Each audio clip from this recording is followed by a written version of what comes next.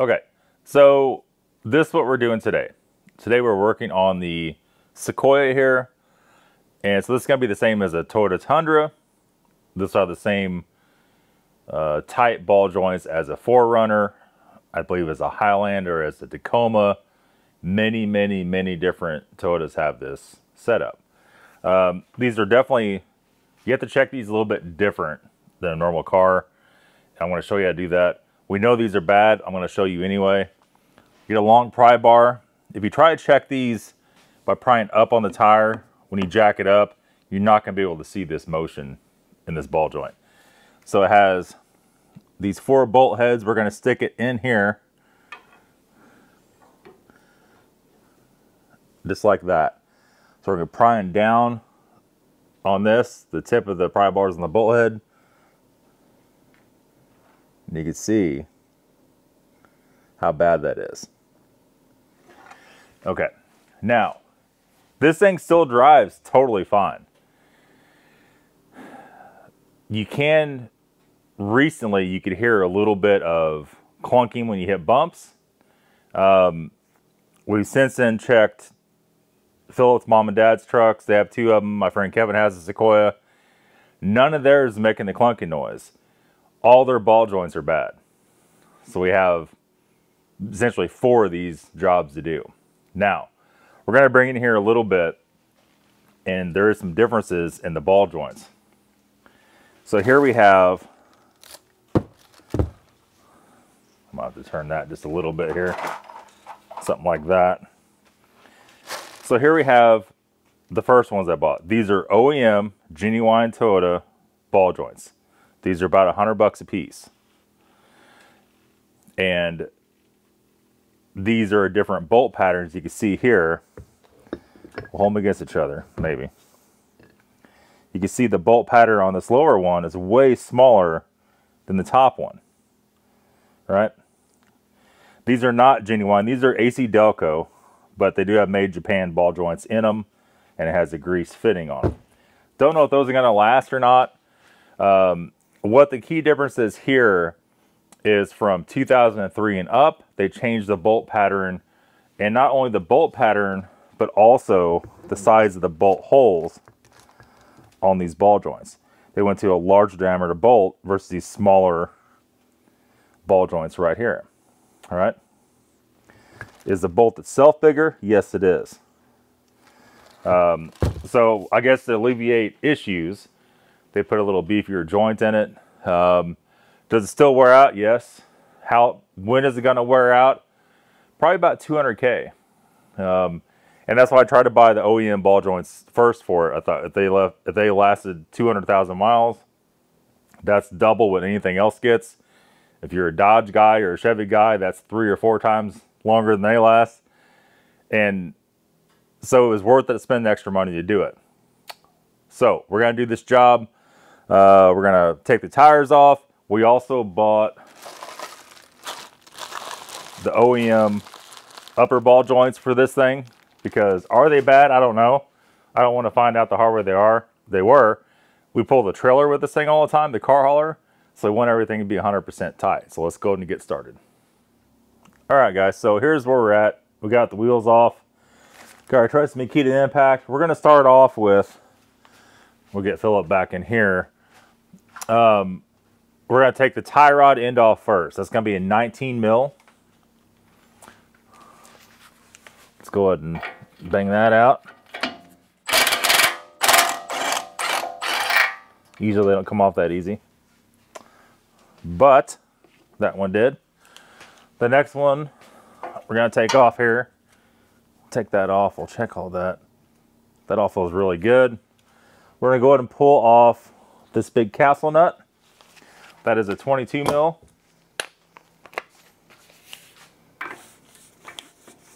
Oh, that's 21. 22 mil.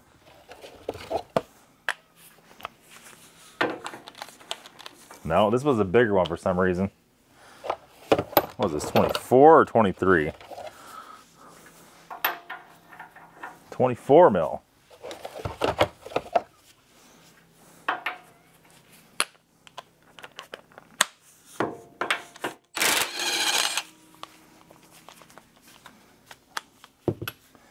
There's that, and the next ones are going to be the 17 mil.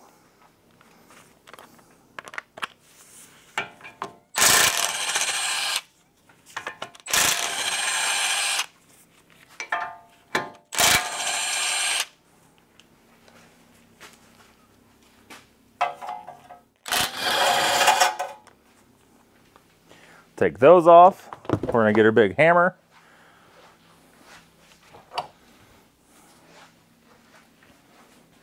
And how you're supposed to do this, if you're going to save the joint, which we're not, but we'll do it anyway to be kind, is screw the castle nut back on until it's flush.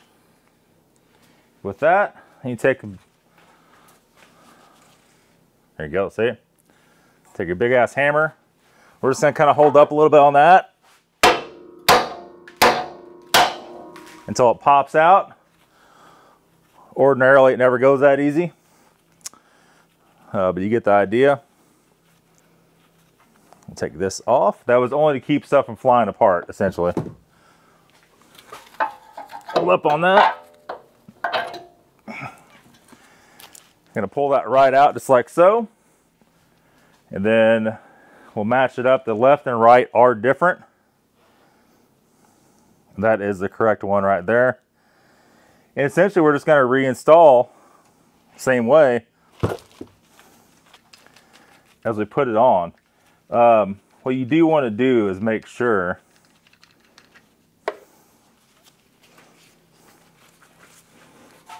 I'll show you here in 1 second.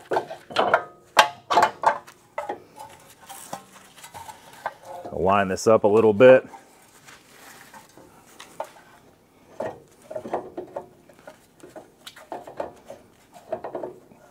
It has to go, those 4 bolt holes go in there just a certain way.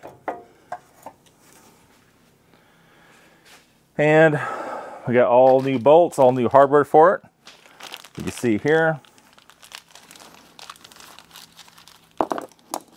Also has a new cotter pin.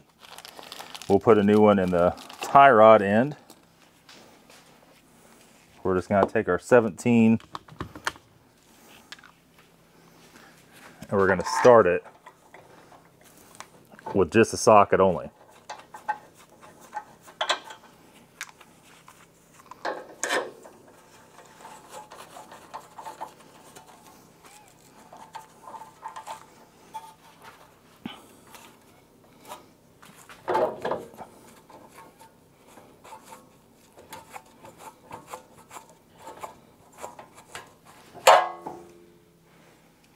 Well, let's do it real time.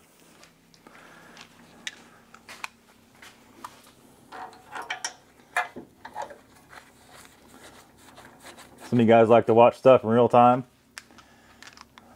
So we're gonna make your dream come true today, I guess.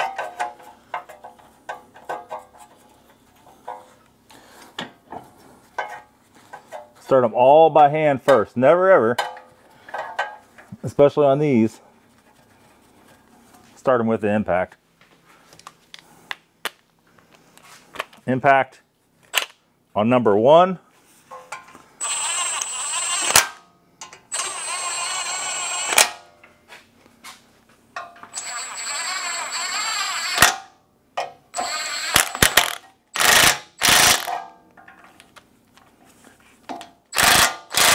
This puts it about 65 foot-pounds, this impact on number 1 setting.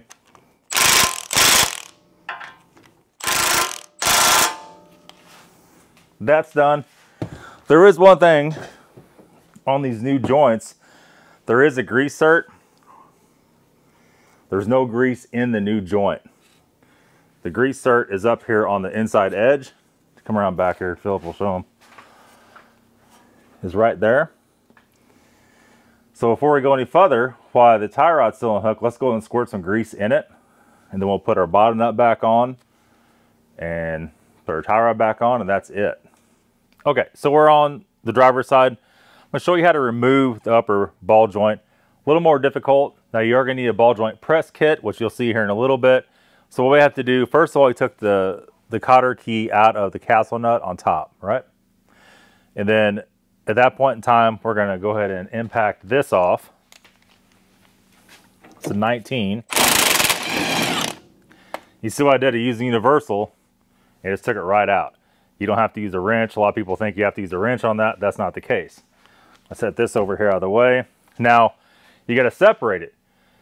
So ordinarily you screw the castle nut back on it, but we're not going to do that.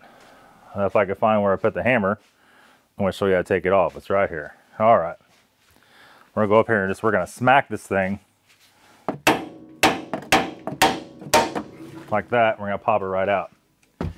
Now, once that's out, we're going to undo.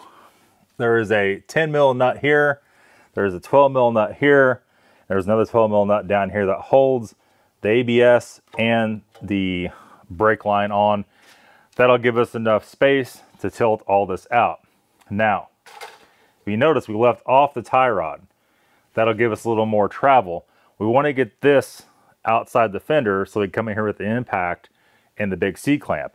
Now, if you can't get this, on the passenger side we couldn't get it, we went and pulled off the dust cover, the nut on the CV axle, and kind of push that back, and it'll give us a little more travel. So we're going to take these little bolts out. We'll be right back. So this one won't come out far enough. A lot of times what has to happen here, the CV axle has to actually kind of pop out of the joint to come out far enough. These are like really good. Look to be probably factory. Factory. Looks like somebody's replaced them. Some kind of millionaire that bought them and replaced them. And so it won't detach out of the knuckle, let you swivel it out. So the dust cap, these dust caps are so hard to get them off without denting them. And when you get, if you have to do this job, whether it's on a Tundra or Sequoia or what it is, chances are somebody's already lost this dust cap and it's already gone. But if it's still on there, you're 100% going to have a dent in it like this. All right, it doesn't matter, it'll still go right back on there, no problem at all. Put that over there, then that reveals this.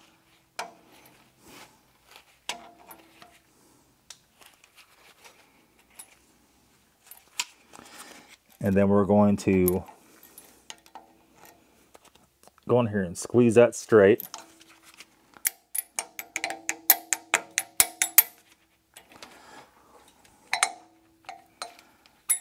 Gonna pull that out. We'll get that here in a second. Get her 36 mil. Somebody definitely doesn't. They definitely didn't have either one of these on tight enough, to be totally honest. And then at that point in time, if you're real lucky, which maybe we're not lucky enough on this one. The other one came right out. So at that point in time, let's get a little socket to start. You might have to get a center punch, but that was just enough. You never want to hit it on the threads. That should go without saying.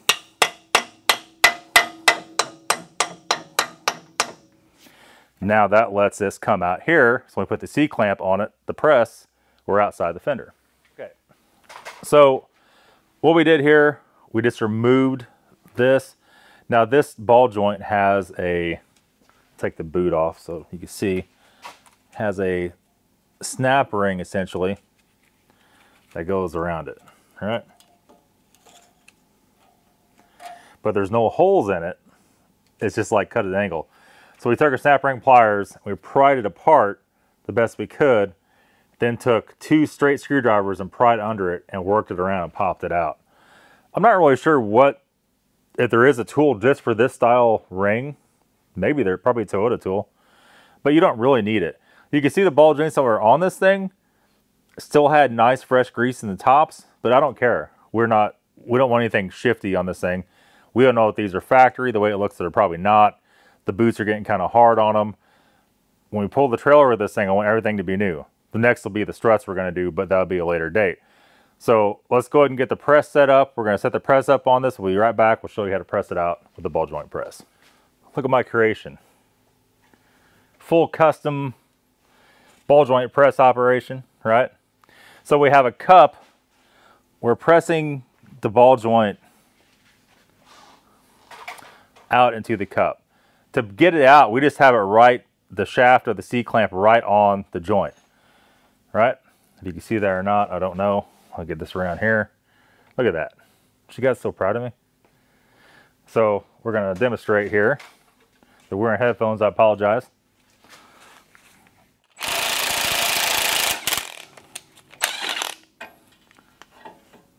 If you guys are having your doubts about me, there you are. So here's the ball joint. So all we're gonna do now, we're gonna set this up to push it back in. We'll be right back. Going back in, here's our setup. We have our press on here. There's one certain cone in that setup that's gonna press that in. And down below, we're using the press itself, the flat part, to push it in. You gotta make sure it starts straight. Impacts on tighten, and we're gonna watch the gap right here close up.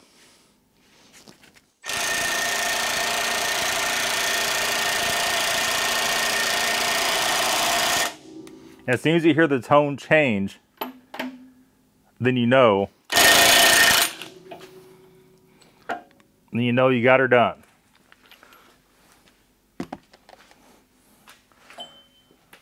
There we are. Now we're just gonna reinstall the boot. And Philip, you come over and show them for a minute. We got every tool in the shop out. But here's the parts to reassemble this. These are OEM, these are the upper ones. So we have a new snap ring, we have a new little wire that ties this on. Then we have the nut and the new cotter key. It comes with its own grease. So we're gonna put the grease in it now. We're gonna put all this stuff back on just the way we took it off, and that's it. So we got the boot reinstalled, got the grease in it, got the clip on. I just squeezed that together, had Philip start the nut for me. We're gonna take our impact, 19 mil. A little bit further. Once you line the hole up. And we didn't use the cotter pins that came with it. They're like short and awkward and weird. We're gonna use these. We're gonna bend this over like so. We'll get our pliers there and get a little tappity tappity. And we are done. Now we just gotta reinstall these little bolts. Now this one bolt back here actually broke off, and you're gonna find that's probably gonna be the case with you. If it's a problem, you have to use a zip tie or something to hold that. There's not, like, it still can't go anywhere the way it's set up, but be warned of that. And then we got to pop our tie rod back in and put the wheel back on. It's overall not that difficult of a job. You have to have the ball joint press toolkit, and we'll get Phil to follow me here. Mine's just a small kit. Some of the cups are over there, but it looks like that. I'll put a link in the description. They're about 40 bucks for one of these. And if you get the ones that have the cups I got, you could do this job. If you get the smaller version, you may not have the right stuff to do it. And then I'll try to, it's so hard to find these ball joints that are legit. And I don't know what year and make and model you have, so I can't put links to that below. But we'll do any tools we used here, including the universal stuff, in the description. That's gonna be it, guys. That's the Toyota Sequoia. Geez, Sequoia, Tundra, Tacoma, 4Runner, Highlander, Lexus LX 470, GX 470, 460, all that stuff takes the same stuff. All these ball joints. We'll see you later, guys. Have a good day.